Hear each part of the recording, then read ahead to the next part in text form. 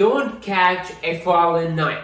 Hey everyone, this is Wally Yousif. Today I'm going to share with you an offer we made on a property in Mission, Texas. Now, we did not get this property. The seller declined our offer because they accepted another investor offer who made an offer on that property. Now, they purchased that property a couple months ago, and we just got that property back again to us from one of our agents to make an offer on this property in as-is condition because the other investor decided not to move forward and flip the property and just sell it as is. So I'm going to share with you how that investor catched a fallen knife and for you to avoid such a mistake. Now, to tell you a little bit more about the property details, so the location, it's in Mission, Texas. The condition of the property needs full remodel, full renovation. It was listed on the market for about 123, 125. That was the amount, and the timing was in November of 2021.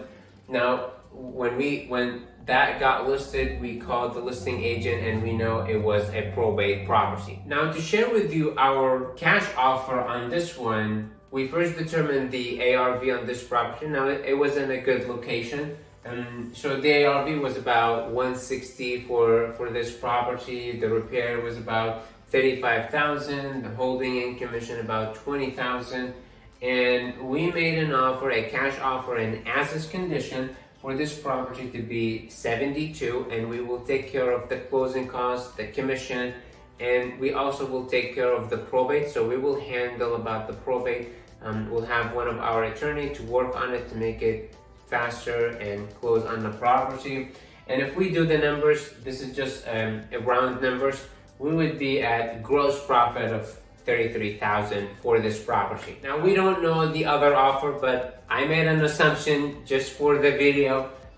I assume maybe they were at the same price as we were for the ARV, between 160 to 180. The repair, there would be somewhere between 30 to 40, so I picked up 35. Holding costs and commission, they could be like 20 to 25 as well, similar. And I assume that they made an offer of 100,000. Now, most likely they made a lot more than that, but I just picked up that, my assumption. We reached out to the listing agent at the time, and they said that they have an offer close to the listing price, but I assume, you can assume too, I assumed 100,000 what they made an offer for the property, and that would give them the gross profit of about 25,000 for this property. Now, if you compare between our offer and the other investor offer, you can see it's gonna close similar to it. Again, we assumed the offer here because that was not given, it's not disclosed. So pretty much, as I said on the slide earlier, about 160, 35, 20, and that would give us a gross profit of 33,000, and then similar here, 180 would give them a gross profit of 25,000 for this property. Now, if you look on the price history for this property, you can see it was listed on November of 2021. And if you know, the market was really hot, properties were selling really fast around that time, and it stayed on the market for a month or so, and it got pending around January of 2022, and still the market was still hot in that area and in the valley.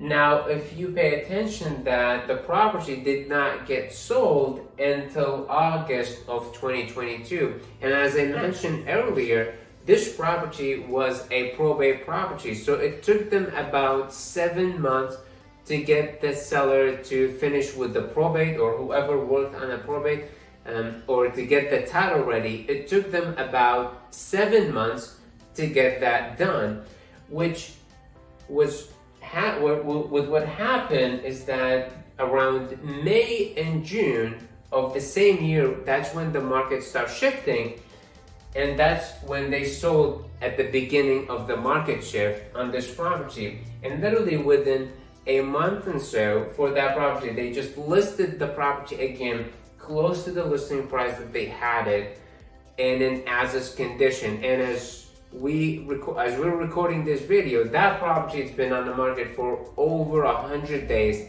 and as is condition. What you should do to not catch a falling knife? One, you want to make sure to evaluate your offer before you close. Now, if you get your offer accepted and there is a process to clear a title to close, you want to make sure that in writing and in the agreement that you wanted to reevaluate your offer before close in case the numbers doesn't work, or let's just say, for example, for this case, the market has shifted. So you want to make sure that you're protected to reevaluate your offer before you close on this property. Second, you want to ask the seller and the agent if they have worked before on similar situation, or if they're working with good title companies or good attorneys to solve the lien or solve the probate situation. Now, for us, we take care of that. We know good attorney, we know good title company, so we take care of the probate, the lien,